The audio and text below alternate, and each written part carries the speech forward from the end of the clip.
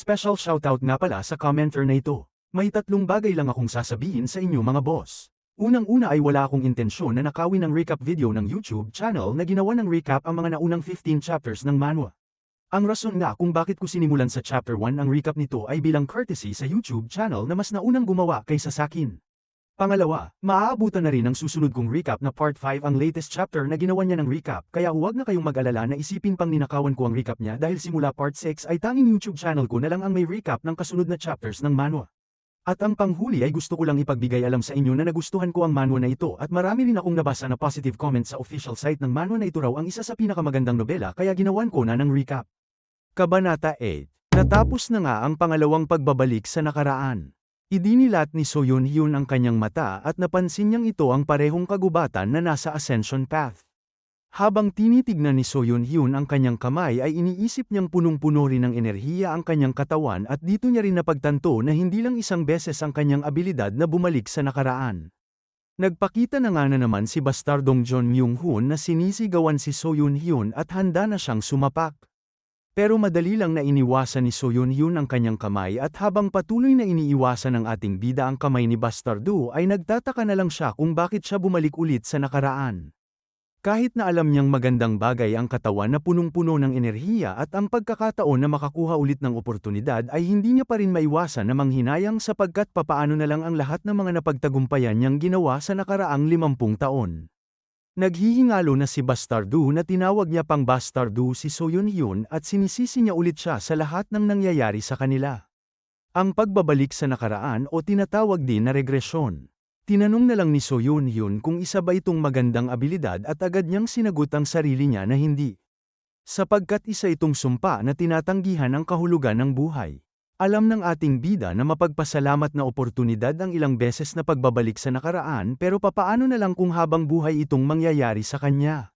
Siya ay makukulong sa gulong ng kapalaran kung saan mapipilitan siyang magpaligoy-ligoy na pagdusahan ang kanyang buhay hanggang sa katapusan ng panahon. Tsaka hindi niya na rin makakasalamuha ang mga dating tao na kakilala niya sa mga nakaraang buhay niya. Ang mga taong nasa harapan niya ngayon ay mga nilalang lamang na may kaparehong itsura sa mga taong kakilala niya sa nakaraang buhay niya. Ang Kim Young-hoon na trinato niyang kapatid niya sa nakaraang buhay niya ay hindi na nabubuhay sa mundong ito. Sinabihan na lang ni So Yun Hyun si bastardong John Myung-hoon na kumalma siya dahil wala lang din silbing magalit at isa pa ay siya naman dapat ang inatasan na magmaneho ngayong araw. Binalaan niya rin si bastardong section chief bago niya siya pinwersa na magmaneho na hindi siya nakatulog kahapon ng gabi dahil sa lahat ng trabaho na binigay sa kanya ni Bastardo. Tinanong niya rin kung papaano niya maiiwasan ang papalapit na pagguho ng lupa sa isang masikip na kalsada kaya sinabihan niyang huwag nang manisipa ng iba si Bastardo at isipin na lang nila kung ano ang mga kailangan nilang gawin. Wala lang imik si bastardong John Myung-hoon na nagpapawis na agad kahit na wala man lang ni isa sa sapak niya ang tumama kay So Yun Hyun. Direktang sinabi na agad ni So Yun Hyun kay Direktor Kim na maghahanap siya ng lugar na pagtutulugan nila bago pa lumubog ang araw kaya inutusan niya silang lahat na hanapin ang sasakyan na ginamit nila o maghanap sila ng daan papaalis sa kagubatan na ito. Kapag lumubog na ang araw ay gagawa siya ng apoy kaya ibig sabihin ay kailangan na nilang bumalik. Sa kalagitnaan ng gabi ay napatanong na lang si So Yun Hyun sa sarili niya kung may punto pa ba na makipag-ugnayan sa mga taong ito sapagkat mag-isa lang din siya sa huli. Ang ikinatatakot niya ay ang walang katapusang pagbabalik niya sa nakaraan kaya inisip niyang kailangan niyang alisin ang abilidad niyang ito. Napatanong na lang si So Yun Hyun kung mawawala ba ang abilidad na ito kapag bumalik siya sa mundong Earth, dahil napansin niyang palagi na lang siyang bumabalik sa sandaling napunta sila sa Ascension Path. Pero napatanong din siya kung paano siya makakabalik sa planetang tahanan niya. Hanggang sa naalala ni So Yun Hyun ang sinabi ng matandang cultivator na kapag nagbubukas ang Ascension Gate ay nawawala ang balanse sa nakapaligid na kalawakan kaya maaaring mahuli ang mga ordinaryong tao sa spatial storms. Dito niya napagtanto na may kaugnayan ang pagbubukas ng Ascension Gate sa rason kung bakit sila nahulog sa mundong ito kaya ang tanong na sumagi sa isipan ni So Yun Hyun ngayon ay kung paano nila gagamitin ang Ascension Gate para makabalik sa orihinal nilang mundo. Ang una niyang kailangan na gawin ay ang magpalakas sapagkat wala siyang mapagtatagumpayan kung mananatili siya bilang isang ordinaryong mortal. Kaya kailangan niya rin na maging isang ganap na cultivator na tulad ni Young-hoon. Sa sandaling magkaroon siya ng mas mahabang buhay sa pagiging isang cultivator ay pwede niya nang saliksikin ng mabuti ang Ascension Gate. Kaya ngayon ay napagdesisyonan ni So Yun-hyun na maging isang ganap na cultivator at layunin niyang pumunta sa Ascension Gate. Kinabukasan ay kumain na agad si So Yun-hyun ng halamang gamot at napansin niyang nagkaroon ng malakas na pagyanig ng chi ang nangyayari sa kanyang core. Wala siyang kaalam-alam sa kahit na anong paraan sa puso sa nakaraang buhay niya kaya wala ring silbi kapag kumain siya ng mga yellow bamboo roots dati pero sa tulong ng Dragon Vein Chi method na ginawa ni Kim Young-hoon para sa kanya ay pwede niya nang solusyonan ang mga nahaharangan na daanan ng chi sa kanyang katawan. Kaya nagsimula na ngang tumibok ng mas malusog ang kanyang puso. Nagpapawis na agad si So Yun-hyun at iniisip niyang hindi madaling lunasan ang isang katawan na nabababad ng mga preservatives na galing sa stress at mga pagkain sa labas. Pagkalipas ng ilang sandali ay mistulang may ginagawa siya sa kahoy at gamit ang bato ay natapos niya nang makagawa ng kahoy na parang patalim. Nag-ensayo si So Yun-hyun sa pag-indayog niya ng ginawa niyang espadang kahoy habang iniisip na sa nakaraang buhay niya ay isa lamang siyang pangkaraniwan na second-rate na martial artist pero dahil sa hindi na siya nag-eensayo nung malapit na siyang mamatay ay mas lumala lang ang kanyang kasanayan. Pero matagumpay niya pa rin na nagawa ang martial art niyang Severing Mountain Sword sapagkat nasa isipan niya pa rin ang lahat, kaya ang panahon lang ang basehan na mas lalakas pa siya.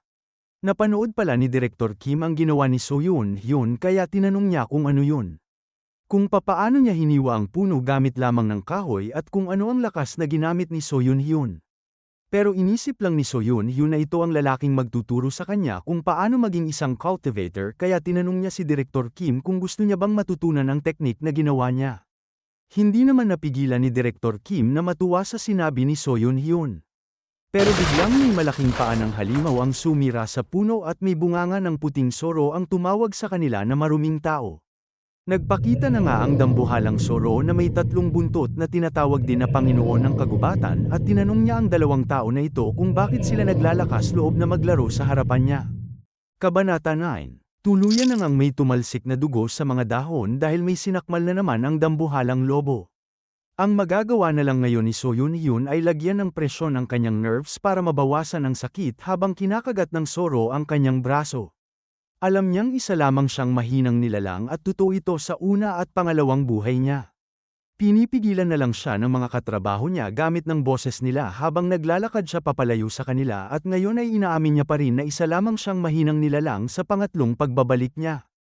Hindi pinakita sa kwento pero natapos na pala ang pangatlong pagbabalik ni So Yun-hyun sa nakaraan. Ipinangako niya sa nakaraang buhay niya na aabutin niya ang yugto ng 5 energies converge to the origin at maging isang ganap na cultivator.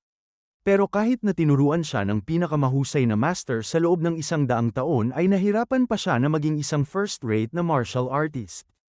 Alam niyang walang kwenta ang kanyang talento kumpara sa mga katrabaho niya. Dahil alam niyang hihingin lang din ng dambuhalang soro ang kanyang braso ay ginawa na ni So Yun-hyun ang kailangan niyang gawin. Hindi na rin nakapagtataka na ganyan ang magiging reaksyon ng mga katrabaho niya. Lumuhad na si So Yun-hyun na dumudugo pa rin ang parte ng katawan niya na pinutulan niya ng braso at iniabot niya na ang kanyang alay sa soro habang iniisip na kahit naabutin pa siya ng 1,000 taon o 10 beses pa nun ay hinding-hindi siya susuko. Natutuwa naman na ang Panginoon ng Kagubatan dahil marunong gumalang ang taong kaharap niya ngayon sapagkat siya pa mismo ang voluntaryong naghandog ng kanyang alay. Sinabi ng Soro na titikman niya na ang alay para sa kanya habang iniisip lang ni So Yun-hyun na handa siyang ialay ang kanyang braso kahit anong oras hanggang dumating ang araw na magiging mas malakas siya sa dambuhalang Soro. Pagkatapos nakainin ng Soro ang braso ni So Yun-hyun ay umalis na ulit ang halimaw at pinayagan silang manatili sa teritoryo niya. Hindi na pinakialaman ni So Yun-hyun ang mga katrabaho niya at ipinagpatuloy niya na lang ang kanyang pag-eensayo ng kanyang espada sa kagubatan. Bukod sa pagdating ng mga cultivators para pagalingin ang kanyang kamay at dukutin ang kanyang mga katrabaho ay patuloy lang si So Yun-hyun sa pagdindayog niya ng kahoy na espada niya nang walang pagkain o pahinga. Itinigil niya lamang ang kanyang pag-eensayo nung dumating na ang pang-4 na araw at bilang mababang mortal ay humingi siya ng permiso na tanungin ang Sea Dragon King. Hindi naman inaasahan ni So-wol ang magalang na paghingi ng permiso ni So Yun-hyun kaya pinayagan niya siyang magtanong. Sinabi na nga ni So Yun-hyun na alam niyang balak na kunin ng si Dragon King ang babae niyang katrabaho pero alam niya rin na walang spiritual root ang babae at nabubuhay lamang ang mga regular na mortal hanggang sa 100 taon kaya tinanong niya kung ano ang magiging silbi ng babaeng mortal sa si Dragon King. Napahalakhak lang ng kaunti si Soul dahil napansin niyang maalam si So Yun-hyun sa mga bagay na tungkol sa kanilang cultivators pero sinabi niya lang na huwag mag-alala ang mortal sapagkat sa sandaling tatanggapin ng babae ang kanyang dugo ay babangon din ang spiritual root ng babae na babagay sa kanya. Napatanong na lang ulit si So Yun-hyun dahil kung ganun naman pala ay pwede rin bang ibigay ng si Dragon King ang oportunidad na bigyan sila ng dugo niya sapagkat nanggaling lang din naman si So Yun-hyun at ang babaeng katrabaho niya sa iisang lugar. Napangiti lang si Soul at sinabi niyang makinig ng mabuti si So Yun-hyun. Binabalaan niya ang mortal dahil para na rin sa sarili niyang kapakanan na iwasan niyang magdemanda sa mga matataas ang antas na cultivator na tulad ni Soul. Ilang libong taon na silang nabubuhay at marami na silang nasaksihan at natutunan na hindi kayang intindihin ng mga mortal na tulad nila. Sapagkat isa siya sa mga mababait na cultivator kaya pinapatawad niya si So Yun-hyun pero dagdag niya rin na may mga kakaibang cultivators na matutuwang durugin sila na parang insekto sa sandaling nagkatinginan sila sa mata. Mas lalo pang ang lumakas ang bagyo sa kinaroroonan nila at lumipad na papalayo ang si Dragon King. Kinabukasan ay magalang na lumuluhod si So Yun-hyun sa matandang cultivator at sinabi niya rin na walang spiritual root ang babaeng katrabaho niya kaya tinanong niya kung paano naging kwalipikado ang babae na maging disipulo ng matanda. Sinabi lang ng matandang cultivator na meron siyang tableta na hindi mabibili ng kahit gaano karaming salapi na may kakayahan na bangunin ang espiritual na pandaman ng isang tao at ang kahit na sinong mortal na lulunok ng tabletang ito ay magkakaroon ng oportunidad na maging isang cultivator. Ikinabigla na lang ni So Yun-hyun nung nalaman niyang meron pa palang ibang paraan para maging isang cultivator. Sinabi rin naman ng matanda na pwede rin na mag-ensayo sa martial arts ang isang mortal para makuha ang 5-element spiritual root pero ang daan na yun ay masyadong matagal at magkakaroon lang yun ng pangkaraniwan na resulta. Ginamit na naman ng matandang cultivator ang abilidad niya na magbukas ng dimensional rift para paalisin na sila So Yun-hyun at Director Kim dahil wala na raw siyang pakialam sa kanila. Sumisigaw lang na naman sa lungkot ang babaeng katrabaho ni So Yun-hyun pero idinilat na ni So Yun-hyun ang kanyang mata habang nakasabit ang katawan niya sa sanga ng puno. Inobserbahan niya ang kanyang paligid at may nakita siyang malapit na syudad kung saan nalaman niya rin agad na napunta sila sa timog kanluran ng Yanggu. Pareho lang din ang ginawa niya sa nakaraang buhay at pangalawang buhay niya kung saan naglakbay sila ni Yang Hon sa buong Yanggu. Kabisado na ni So Yun-hyun ang buong lugar na parang likod lang ng kamay niya dahil 100 taon nang iginugol niya para lakbayin ang buong Yanggu. Ginising niya si Director Kim at ipinunta niya siya sa pinakamalapit na syudad, at ipinaliwanag niya na rin ang sitwasyon nila. Napansin ni So Yun-hyun na naguguluhan si Director Kim pero tinanggap din naman agad ng katrabaho niya ang bagong realidad. Maya-maya lang ay nakarating na sila sa syudad ng Hobok at ibinenta agad ni So Yun-hyun ang nakuha niyang mga halamang gamot sa Ascension Path para bumili ng maliit na bahay. Itinuro niya kay Director Kim ang lengguwahe ng mundong ito at pati na rin ang Shivering Mountain Blade na ginawa niya sa pangalawang pagbabalik niya na base sa Shivering Mountain Sword para bumagay ang martial arts sa sandata na ginagamit ni Director Kim. Tahimik lang si So Yun-hyun na nawawala na ng motibasyon dahil nakamit agad ni Director Kim ang yugto ng 3 flowers sa loob ng 3 buwan ng pag-eensayo ng martial arts. Samantalang siya ay kailangan pa niyang gamitin ang 2 buhay niya sa pagsasanay para lang halos abutin ang pagiging first-rate na martial artist. Hindi mapigilan ni Director Kim na matuwa habang naglalabas ng enerhiya ang kanyang katawan na sinabing ngayon ay parang kaya niya na ring talunin si So Yun-hyun. Napangiti lang si So Yun-hyun at inisip niya na lang na ang lalaking kaharap niya ngayon ay hindi si Yang Hun na trinato niyang sarili niyang kapatid sa nakaraang buhay niya.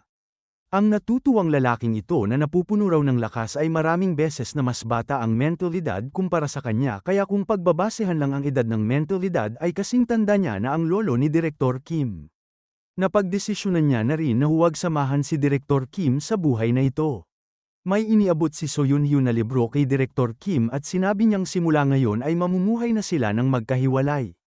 Halatang ayaw ni Director Kim na mawalay kay So Yun-hyun kaya tinanong niya kung may nagawa ba siyang mali o kung may rason ba si So Yun-hyun para sabihin yun.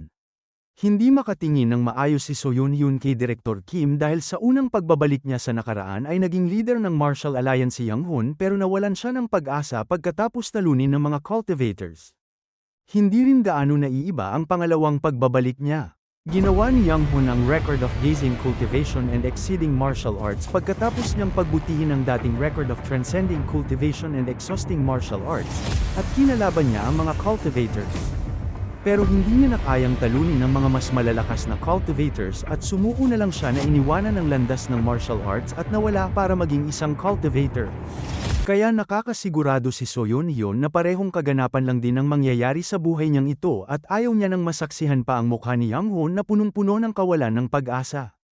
Ang sinabi niya lang na rason kay Direktor Kim ay balak niyang lakbayin ang mga lupain at pagbutihin ang kanyang kasanayan pero nagpapawis na tinanong siya ni Direktor Kim kung paano siya mabubuhay nang wala si So Yoon-hyun. Ang sagot lang ni So Yoon-hyun ay higit pa sa sapat ang kasalukuyang kasanayan na ngayon ni Direktor Kim. Natutunan niya na rin kung paano makipagsalamuha, magsulat, at makipaglaban. Dagdag pa ni So Yoon-hyun na isang martial artist si Direktor Kim na nasa yugto ng martial peak kaya hindi niya na kailangan na mag-alala. Pero nalulungkot pa rin si Direktor Kim dahil ibig sabihin nito ay kailangan niya ulit na makipaghiwalay sa isang tao na galing sa sarili niyang bansa. Para hindi na malungkot si Direktor Kim ay sinabi na lang ni So Yoon-hyun na ipangako nila sa isa't isa na magkikita ulit sila sa bahay na ito kada 2 taon.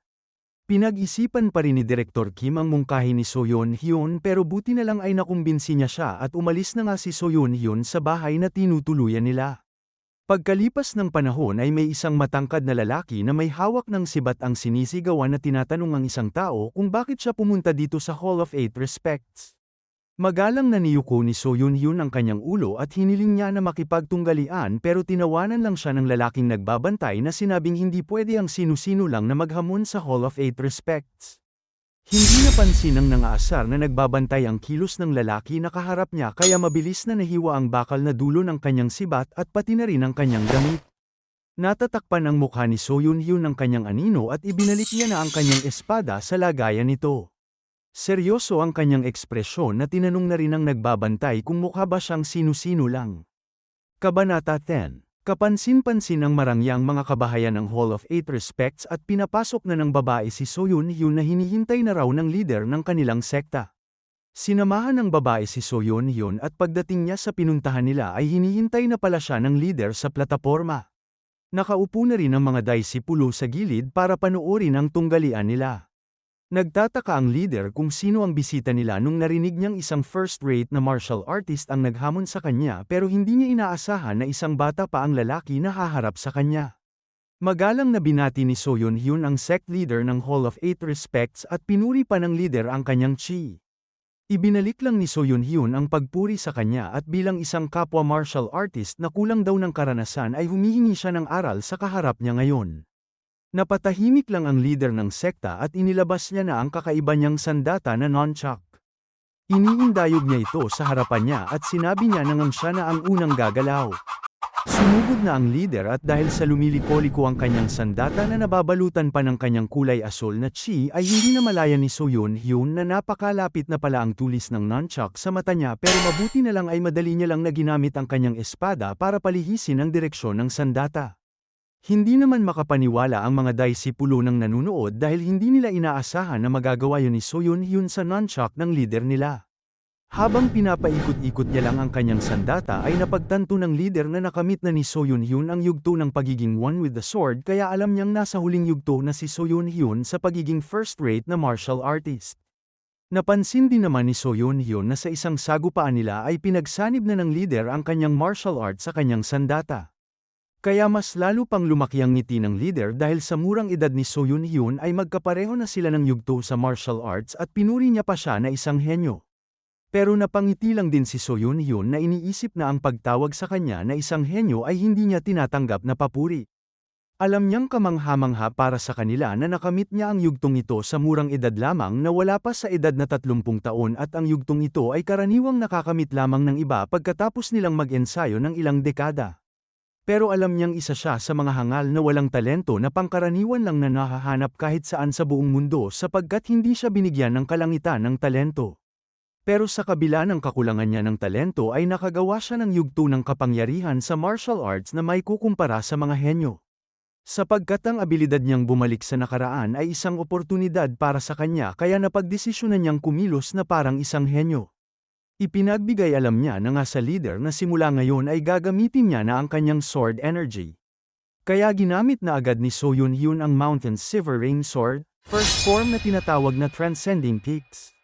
Madali lang itong iniwasan ng leader kaya ginamit na ngayon ni So Yun-hyun ang second form na tinatawag na Entering Mountain, at sumunod ay ang third form na tinatawag na Ascending Vein. Pero nagseryoso na ang leader kaya nagliyab ang kanyang mata at nakahanda na rin ang tulis ng kanyang sandata. Gamit ng kanyang nunchuck na lumiliko-liko ang direksyon ay inatake niya ng ilang beses si So Yun-hyun pero dinipensahan ng lahat ng mas batang martial artist ang mga tatama na sanang atake sa kanya. Napapatanong na lang din ang leader kung ano ang nakakatakot na sword art na ginagamit ni So Yun-hyun dahil hindi man lang tumatama ang atake niya. Patuloy lang siya sa kanyang atake pero patuloy lang din si So Yun-hyun sa pag-iwas niya. Ngayon naman ay ginamit na ni So Yun-hyun ang Shivering Mountain Sword, 7th form na tinatawag na Deep Mountain at napagtagumpayan niyang ang hiwain ang parte ng pisngi ng leader. Sa sobrang gulat ay napatayo na lang ang iba sa mga disipulo ng nanunood na para bang imposible ang nangyayari sa leader nila ngayon. Patuloy lang si So Yun-hyun sa paggamit niya ng Shivering Mountain Sword at ang ginawa niya naman ngayon ay ang 11th form na tinatawag na Cliff Edge na iniwasan lang ng leader. Napansin naman ng mga disipulo na hindi lang bilis kundi pati na rin ang espada ni So Yun-hyun ay nagtataglay ng napakalakas na puwersa. Ang sitwasyon ngayon ay si So Yun-hyun na ang umaatake at ang leader na ang dumedepensa na halatang nahihirapan na. Inisip na lang ni So Yun-hyun na oras na para tapusin ang laban nila. Ginamit niya na nga ang 12th form na tinatawag na Seven Lights Emerging Peak na nakagawa ng maraming paghiwa sa paligid kaya nagkapira-piraso na ang sandata na hawak ng leader na walang magawa kundi magulat na lang na katulad ng mga disipulo niyang nanunood. Sa sandaling dumapo si So Yun-hyun sa plataporma ay napaluhod na lang ang leader na nabitawan ang nasira niyang sandata na inamin ang kanyang pagkatalo habang hinahawakan ang kamay niyang dumudugo. Magalang lang ulit na niyuko ni So Yun-hyun ang kanyang ulo at nagpasalamat sa oportunidad na ito. Naglakad na nga siya papalayo sa platapormang punong-puno ng bakas ng kanilang labanan. Habang naglalakad din si So Yun-hyun sa buong syudad ay pinagtitinginan siya ng lahat ng mga babae at inisip niya lang na walang maling mangyayari sa kanya dahil sa ginawa niya. Habang tinitignan ang marangyang sekta na tinalo niya ay iniisip niya rin na ang Hall of Eight Respects ay miyembro ng Orthodox na kilala sa kanilang istrikto na pagsunod sa moral code kaya ang susunod niyang bibisitahin ay ang mga sekta ng unorthodox. Sapagkat sa paglalakbay niyang ito ay plano niyang abutin ang yugto ng Marshall Peak sa kasalukuyang buhay niya. Lumipas ang mga panahon at natapos niya nang bisitahin ang 4 pang mga sekta na katamtaman lang ang laki na nasa syudad ng Sukyung. Sa 4 ay natalo siya sa sekta ng Yunryu at sekta ng Wiyong pero nanalo naman siya sa mga sekta ng Jeju at Yugwul. At ngayon ay nasa sekta na siya ng Hojeng. Madali niya lang na natalo ang martial artist na nakauniporme ng kulay bioleta at napalipad ang lalaking yun sa harapan ng matandang nakaupo lang sa gilid. Nanginig-nginig pa na hindi na makatingin ng maayos ang lalaki. Tumatawa lang ang matanda na sinabing ang kaharap niya ngayon ay ang batang first-rate na martial artist na kamakailan lang ay nagsimulang maghamon ng mga tunggalian sa syudad ng Sukyung. Naobserbahan niya na raw ang kasanayan ni So Yun-hyun na magalang lang na niyuyuko ang kanyang ulo bilang pagbati sa matanda. Bigla namang may isa-isa na lumabas na mga kalbo sa isang silid at sinabi lang ng matanda na oras naman na para harapin ni So Yun-hyun ang 10 sa kanilang mga elders, kaya tinanong niya na kung handa na ba siya. Napaisip na lang si So Yun-hyun kung ganito ba talaga maghiganti ang mga sekta ng unorthodox at sinabihan niya na nga ang matanda na ang akala niya ay natapos na ang kanyang tunggalian pagkatapos ng kanyang pagkapanalo dahil wala rin siyang narinig na sunod-sunod na tunggalian at mas lalo pa sa sitwasyong ang naghamon na mag-isa lang ay haharap sa 10 kalaban. Pero gumawa lang ng nakakainis ng ngiti ang matanda at sinabi niyang ngayon ay mabuti na lang para kay So Yun-hyun na nalaman ng may ganong sitwasyon. Ang sagot lang ni So Yun-hyun ay ang kanyang pagbabanta na kapag ikakalat niya sa ibang mga sekta ang ginagawa ng matanda ay siguradong babagsak sa lupa ang sekta ng Hojeng. Pero sabi lang ng matanda na walang problemang magaganap dahil sa sandaling masugatan daw si So Yun-hyun habang nakikipagtunggalian sa loob ng sekta niya ay lalala lang daw ang kanyang sugat at siya ay magkakasakit. Sasabihin nilang inaalagaan daw nila siya at papaniwalaan lang ng mga tao na ginawa nila ang lahat ng makakaya nila pero sa kasamaang palad ay tuluyan na raw siyang sumakabilang buhay.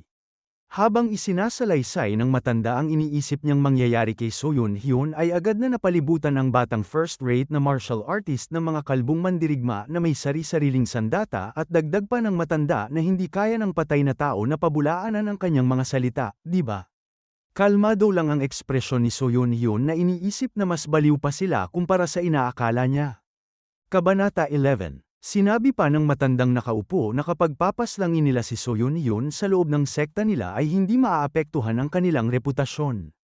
Pero napangisi lang si Soyun Hyun dahil ito ang rason kung bakit niya sila binisita at hinamon niya na nga na umatake na sila sapagkat tinatanggap niya ang katawa-tawang tunggalian na ito. Sabay-sabay nang sumugod ang mga kalbong mandirigma na may sari-sariling sandata pero plano lang pala silang gamitin ni Soyun Hyun para sa karanasan niya. Sa kabilang banda naman ng syudad ng Sukyung kung saan palubog na ang araw ay pinag-uusapan ng mga lasing ang batang martial artist na naghamon sa sekta ng Hojeng. Naaawa na lang sila sa talentadong martial artist kung bakit pa niya hinamon ng tunggalian ang isang sekta ng unorthodox.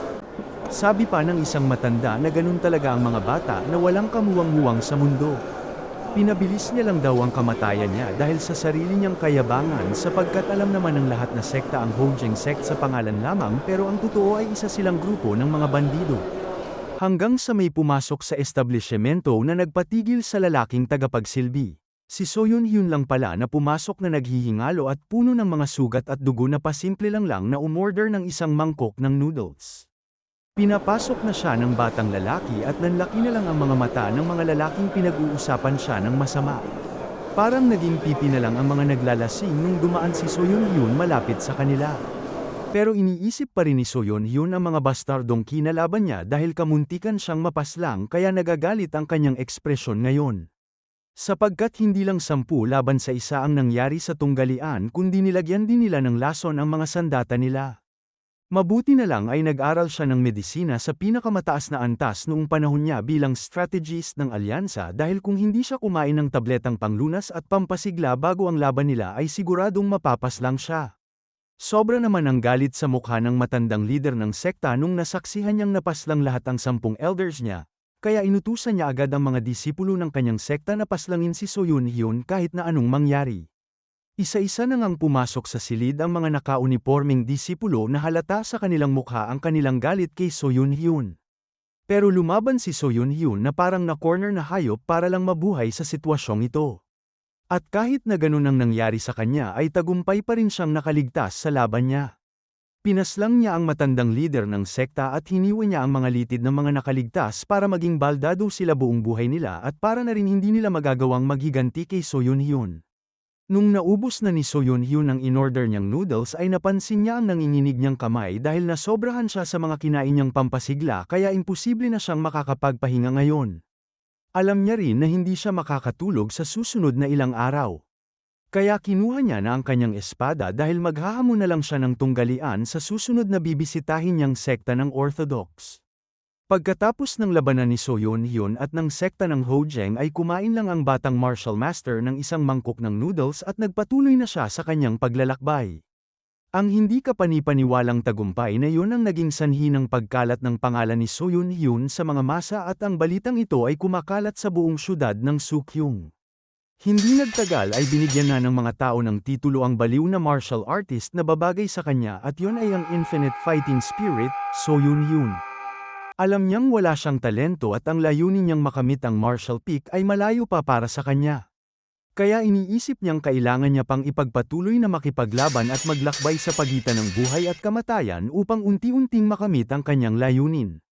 Dahil ang tanging paraan lang ng isang taong walang talento na lagpasan ang humahadlang sa kanya ay kailangan niyang mabaliw. Kung walang talento ang isang tao ay kailangan niyang yakapin ang pagkabaliw.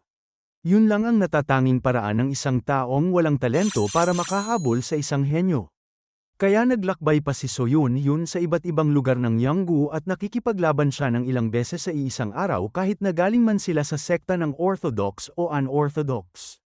Pagkalipas ng 5 taon, iniensayo ni Soyun Hyun ang Shivering Mountain Sword, 14th form na tinatawag na Chi Mountain, Flowing Heart. Ito ay chi na parang bundok at puso na parang nasa kalangitan. Alam ni So Yun-hyun na ang sword chi na nag-aanyong sutla ay pwede lamang na gawin ng mga martial peak pero kahit na sinusubukan niya palang napalitan ang anyo ng kanyang sword chi ay nagkakaroon na agad ng napakabigat na pasan sa kanyang ulo. Pero kung hindi niya ito gagawin ay magiging panaginip na lang ang layunin niyang makahabol sa lalaking iyon na mabilis na lumundag para sugurin siya. Mabuti na lang ay nagamit ni So Yun-hyun ang kanyang espada para depensahan ang sarili niya. Pero naglaho lang din agad ang nakabalot na sword chi sa kanyang espada at nagkaroon pa ng malaking pinsala ang pagkatalo niya sapagkat malakas pala siyang sinubsob sa pader. Nayayamot pa siya na dahil lang sa isang atake ay nasira na agad ang lahat ng kanyang sword chi. Sa likod ng makapal na alikabok ay may lalaking nanghihinayang dahil mataas pa naman daw ang kanyang pag-asa sa taong tinatawag nilang Infinite Fighting Spirit So. Nagpakita na nga ulit ang strongest man under the heavens na si Kim Young-hoon. Napaisip na lang ulit si So Yun-hyun na mahirap paniwalaan ang talento niya at binati na nga si Young-hoon. Sapagkat nakamit niya ang skeletal restructuring sa loob lamang ng 5 taon. Samantalang napatanong na lang si So Yun-hyun kung ano ang nagawa niya sa buong panahon na nagkahiwalay sila sapagkat isa pa rin siyang first-rate na martial artist. Kaya mas lalo niya lang binaba ang tingin niya sa sarili niya dahil sa masyadong pagkakaiba ng kanilang talento. Tinanong na lang ni So Yun-hyun kung bakit bumalik agad si Kim Young-hoon sapagkat wala pa namang 2 taon simula nung nagkita sila. Dito na sinimula ni Young-hoon ang pagkukwento pagkatapos niyang makamit ang 5 energies converging to the origin at bisitahin ang lahat ng mga dakilang sekta sa Yanggu ay may napagtanto siyang isang bagay, at yun ay siya ang pinakamalakas na tao sa buong Yanggu.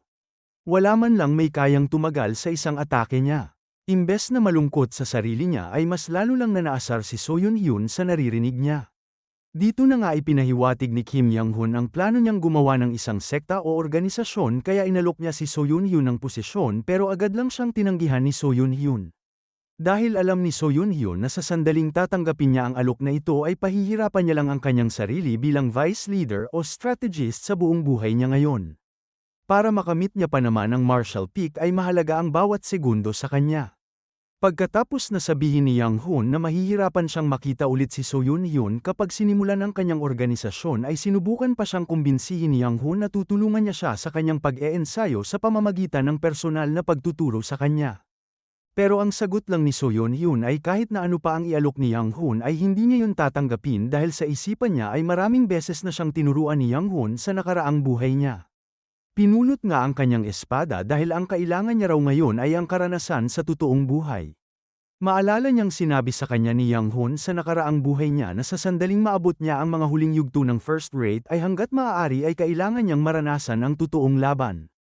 Kaya sa buhay na ito ay napagdesisyonan ni So Yun-hyun na panoorin lang sa malayo ang alamat ni Young-hoon. At ipinagpatuloy niya na nga ang kanyang walang katapusan na paglalakbay para makipaglaban. Lumipas pa ang 20 taon at bumalik na ulit si Kim Young-hoon sa bahay nilang dalawa. Pagkabukas niya pa lang ng pinto ay napansin niya agad na maputla si So Yun-hyun. Sapagkat dito na nga lubos na tinanggap ni So Yun-hyun na ang kanyang talento ay tunay ng tinalikuran ng kalangitan. Kabanata 12, sinabi ni Kim Young-hoon na sa kabila ng walang katapusang pagsasanay ni So Yun-hyun ay hindi pa rin niya napapataas ang kanyang kapangyarihan. Habang nanginginig na ang kanyang kamay na hinahawakan ng kanyang espada ay alam ni So Yun-hyun na ang kanyang pag-iintindi sa sword energy ay malayong mas mabuti kumpara sa karamihan ng mga first-rate na martial artist pero hindi niya pa rin kayang tumagal ng mas mahigit pa sa 3 palitan kapag nakikipaglaban siya sa isang martial artist na nasa yugto ng martial peak. Kaya nagtataka na lang din si Kim Young-hoon na masyadong kakaiba ang sitwasyon ng kaibigan niya. Napansin niya naman na halos makamit na ni So Yun-hyun na maging isa sa kanyang espada at sobra na rin ang kanyang karanasan sa pakikipaglaban ngunit bakit hindi niya pa rin naaabot ang martial peak. Napangiti lang si So Yun-hyun dahil alam niyang ito na ang hangganan ng kanyang talento.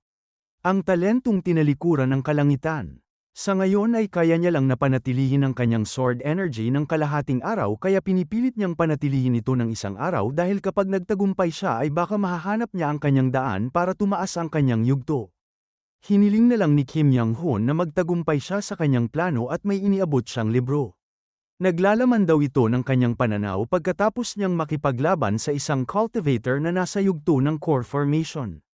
Sinubukan niyang mas patagalin ang kanyang pagtitiis sa atake ng kanyang kalaban at mabuti na lang ay matagumpay siyang nakatakas.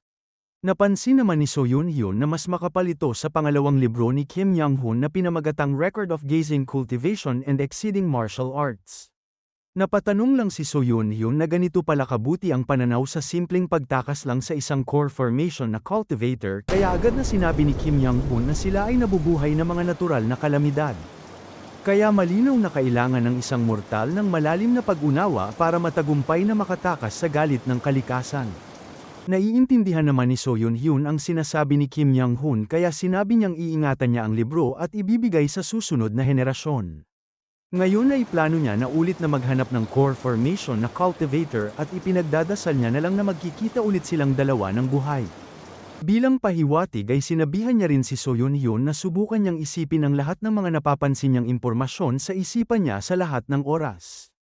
Napatanong na lang si So Yun-hyun kung bakit niya pa kailangan na isaisip ang lahat ng mga napapansin niyang impormasyon at nag-aalala siya kung paano niya yun gagawin. Sapagkat ang pagpapanatili niya sa kanyang sword energy buong araw ay nararamdaman niya na agad na mabibiyak ang kanyang ulo pero ngayon ay kailangan niya pang gawin ang pinapagawa ni Kim Young-hoon. Napatanong din siya kung nakakasigurado ba si Young-hoon na hindi sasabog ang kanyang ulo. Pero binaliwala niya na lang ang kanyang pag-aalala dahil may rason kung bakit yun ang itinalagang gawain sa kanya ng strongest man under the heavens. Simula sa araw na yun ay inumpisahan na ni So Yun-hyun na pansinin ang bawat piraso ng impormasyon na nakikita ng kanyang mga mata. Kahit na kapag siya ay nasa syudad o kagubatan ay patuloy pa rin siya sa pananatili niya ng kanyang sword energy at pagsubaybay sa mga napapansin niya sa nakalipas na 5 taon. Kaya ngayon ay masyado nang pagod si So Yun-hyun na nahihilo na rin dahil sa patuloy niyang pag-obserba sa lahat ng nakikita niya. At hindi lang yun, dahil ngayon ay hindi lang mga biswal na impormasyon ang napapansin niya kundi pati na rin ang mga impormasyon na naririnig niya. Pero nag-aalala pa rin si So Yun-hyun dahil hindi niya alam kung makakaya niya bang makipaglaban na ganito ang kalagayan niya. Sa nakalipas na 30 taon ay nilakbay niya ang buong Yanggu kaya marami siyang napuntahan na katamtaman hanggang malaki na mga sekta, kaya ibig sabihin din ito ay wala na siyang mapupuntahan na sekta sa Yanggu. Ang ginagawa niya na lang ngayon ay naging hanap buhay niya na lang napaslangin ang mga bandido para makuha ang mga bounty sa pangalan nila. Kailangan niyang labanan ang mga kalaban na gagamitin ang kahit na anong maruruming pamamaraan para lang paslangin siya ngunit ngayon ay nahihilo na siya. Kaya napatanong na lang si So Yun-hyun kung makakaligtas ba siya sa ginagawa niya. Meron na ngang bandido ang nakahanap kay So Yun-hyun at lumabas ang mistulang leader ng mga bandido na binantaang mamamatay na si So Yun-hyun. Pero inihanda lang ni So Yun-hyun ang kanyang espada at iniisip niyang kahit na mamatay siya ay pinili niyang tahakin ang landas na ito kaya kailangan niyang panindigan ang kanyang desisyon. Lumipas na nga ang 15 taon at may kausap siyang sinabihan niyang nakaligtas nga siya. Wala naman ang iba kundi si Kim Young-hoon na punong-puno na ng peklat ang kanyang mukha na binisita ulit si So Yun-hyun. Habang pinupuno niya ng tsaa ang mga baso nila ay iniisip lang ni So Yun-hyun na 45 taon na simula nung bumalik siya sa nakaraan at ngayon ay nakamit niya na ang yugto kung saan eksperto na siya sa pagproseso at pag-alala ng mga impormasyon na nakikita, naririnig, nalalasahan, nahahawakan, at naamoy niya. Pero hanggang dun lang ang nagawa niya, sapagkat hindi pa rin siya nagiging ganap na isang peak martial artist. Kaya hindi niya maiwasan na mapakunot noo sa galit. Sinabi naman ni Kim Young-hoon na sikat na ang pangalan niya sa mga cultivators at meron na ring pabuya para hulihin siya kung saan nagtulungan pa ang dalawang core formation na cultivators para tambangan siya. Halos hindi siya nakatakas pero nagawa niya pang sugatan ng pisngi ng isa sa kanila. Kaya sinabi ni So Yun-hyun na ngayon ay meron na ulit siyang bagong pananaw. Pero ang sagot lang ni Kim Young-hoon ay hindi lang ganun kasimple dahil imposibleng talunin ng isang core formation na cultivator at kapag hindi niya kayang makatakas ay mabilis lang siyang magiging bangkay. Kaya ngayon ay napapaisip na lang siya na ang pagkamit ng 5 energies converging to the origin ay ang hangganan na pwede lang naabutin ng mga martial artist. Habang patuloy na sinasabi ni Young-hoon ang kanyang paglulumbay ay iniisip na lang ni So Yun-hyun na nakikita niya ang sarili niya sa kaibigan niya. Habang si Young-hoon ay biniyayaan ng talento na nanggaling mismo sa kalangitan, ang talento naman ni So Yun-hyun ay pinabayaan lang ng kalangitan. Kaya nagtataka na lang siya kung bakit niya naiintindihan ang sitwasyon ni Young-hoon kahit na ang mga talento nila ay magkasalungat. Sinabi niya na lang kay Yang Hun na hindi niya pa rin naaabot ang kasunod na yugto ng martial arts pero pati si Yang Hun ay wala ring maisip na dahilan kung bakit sa kabila ng matagumpay na paggawa ng sword energy at pagkakaroon ng biswal ng isang peak martial artist ay bigo pa rin si So Yun Hyun na maging isang ganap na peak martial artist. Kaya iminungkahi niya na lang na magbibigay siya ng puna pagkatapos ng kanilang tunggalian na agad naman na sinang-ayunan ni So Yun Hyun. Sa payapang kadiliman ng gabi ay nagkaroon ng malaking pagsabog sa gitna ng kagubatan. Ngayon ay kapansin-pansin ng pinsala sa paligid ni So Yun Hyun habang tinatanong ang kanyang sarili kung ano ang kanyang problema. Hindi rin maintindihan ni Yang Hun dahil dapat ay matagal na sanang naging peak martial artist si So Yun Hyun na ngayon ay umuubo na ng dugo. Habang naguguluhan sa kakaibang sitwasyon ni So Yun Hyun ay sinabi niya na lang na baka ang kulang kay So Yun Hyun ay ang katalista. Parang malakas na motibasyon o hindi kaya ay emosyon. Isang kaganapan na pipilit sa kanya na lagpasan ang kanyang limitasyon ng konsentrasyon para malagpasan ang kanyang talento. Dito na nga naputol ang tali ng kanyang pasensya. Tuluyan na ngang nagalit si So Yun Hyun na sinisigawan si Kim Yang Hun kung ano ang ibig sabihin niya sa sinabi niya. Dahil buong buhay niya sa nakalipas na 50 taon ay wala siyang ginawa kundi hawakan ang kanyang espada. Kung gaano pa ba dapat siya maging isang desperado? Nagsikap siya buong buhay niya para lang takasan ang pagiging first-rate na martial artist, at ngayon ay sasabihin ni Yang Hun na nakukulangan lang siya sa kanyang desperasyon. Inaktiba niya lahat ang mga daanan ng chi sa kanyang katawan, hinahawakan niya pa ang kanyang espada hanggang sa pagtulog niya para aktibo pa rin ang kanyang sword energy. Umabot na rin sa punto na pinoproseso at isinasaulo niya ang bawat impormasyon na nararanasan niya sa kanyang panaginip. Nakahiga na lang si So Yun Hyun sa sahig na nagwawala na parang sanggol kung bakit hindi pa rin pinapakita ng kalangitan sa kanya ang kasunod na yugto ng martial arts. Alam ni So Yun Hyun na hindi magandang tignan ng isang 70 taong gulang na matanda na isinusumpa ang kalangitan dahil sa kapalaran niya. Pero kahit na naging layunin niya lang ang espada sa buong buhay niya ay wala pa rin siyang nakikita na kahit na anong palatandaan na makakamit niya ang kasunod na yugto ng martial arts. Samantalang tahimik lang si Kim Yang Hun na pinapanood ang kaibigan niyang nagdurusa na dahil sa kakulangan ng kanyang talento. Kaya ginamit niya ang kanyang patalim para gumuhit ng mga letter sa puno at dahil sa kanilang tunggalian ay may naisip siyang martial art na pupuna sa mga kahinaan ni So Yun Hyun. Alam niyang hindi ito wastong pagtiyak sa pangangailangan ni So Yun Hyun pero inaasahan niya na lang na mapapakalma nito ang galit ng kaibigan niya. Binasa ni So Yun Hyun ang nakaukit na martial art na tinatawag na Mountain Lord Martial Arts and Transcending Peak Steps. Pagkalipas ng isa pang 5 taon ay iniisip ni So Yun Hyun na 50 taon na ang nakalipas simula nung bumalik siya sa nakaraan kaya alam niya rin na papalapit na ang kanyang kamatayan sa buhay na ito. Iniisip niyang napaslang na si Yang Hun at tinanggap niya na lang na ito ang kanilang kapalaran. Dito nagtatapos ang kanyang talento at sa malayong lugar naman nagtatapos ang talento ni Yang Hun. Habang patuloy si So Yun Hyun sa kanyang mga nakakalungkot na sinasabi ay biglang nagpakita si Yang Hun at tinanong kung ano na naman ang pinagsasabi niya. Napamura na lang si So Yun Hyun sa nakikita niyang katawan ni Yang Hun na nababalot ng makapal na itim na enerhiya, dugu-duguan, at nawala pa ang isa niyang mata at ang mga braso niya. Naguguluhan na si So Yun Hyun na kukunin niya muna raw ang mga kagamitan niya pang medisina. Pero kahit na walang mga braso ay bigla siyang hinila pataas ni Yang Hun dahil sa mabilis na atake na nakapinsala sa paligid. Kaya nagtataka si So Yun Hyun kung paano ito nagagawa ni Yang Hun sapagkat naputol naman ang mga braso niya. Ipinagmamalaki naman ni Kim Yang Hun na sinabi kay So Yun Hyun na may cultivator ang humahabol sa kanila, dahil ito raw ang kapalit ng pagsabog niya sa braso ng isang core formation na cultivator. Kahit na malapit na siya mamatay ay tuwang-tuwa pa rin si Kim Yang Hun na nakagawa siya ng makabuluhang pinsala sa isang core formation na cultivator. Nasaksihan niya ang kasunod na yugto ng 5 energies converging to the origin, ang huling yugto na pwedeng abutin ng mga martial artist ay nasaksihan ng mga mata niya. Kaya napanganga na lang si So Yun Hyun kung papaano yun naabot ni Kim Yang Hun. Mga boss, kung nag-e-enjoy kayo sa mga quality na Tagalog recap videos ng channel na ito ay mas enjoyable kapag kayo ay nag-like, subscribe, at share sa mga kakilala nyo dahil ito ay para na rin sa patuloy na pag-upload ng mga quality videos sa channel. Mag-like at follow na rin kayo sa aking Facebook page na kapareho rin ng pangalan na The Comics Reader kapag gusto nyo ng mga recommendations na babasahin at mga quality short videos na papanuurin. Maraming salamat!